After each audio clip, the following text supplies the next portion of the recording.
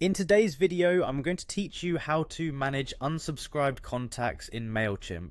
Keeping your contact list tidy and efficient is critical to maintaining successful email marketing efforts, and by the end of this tutorial, you'll have a clear understanding of how to handle those pesky unsubscribes.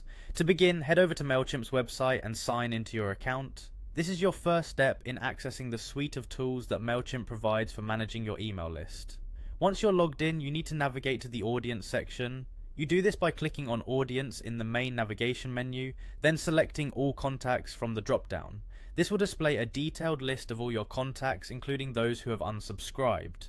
Now that you can see your contacts, you're going to want to click on the Manage Audience drop-down menu. In this menu, you'll find the option to view archived or unsubscribed contacts. Clicking here will allow you to view those contacts who have opted out of your mailing list. This visibility is crucial for staying informed on who's seeing your content and who isn't. The next step is archiving those unsubscribed contacts, which I recommend doing to save your data, while maintaining an accurate contact count. To archive these contacts, simply select them from the list.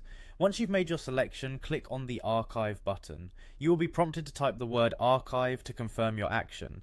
Archiving is beneficial because it retains important data without skewing your active contact numbers. It's a way to manage unsubscribed contacts without losing valuable information collected from them in the past. Moving on, managing unsubscribed reports also plays an important role in understanding your audience's needs. To access these insights, navigate to the Analytics section and then go to Reports followed by Campaigns.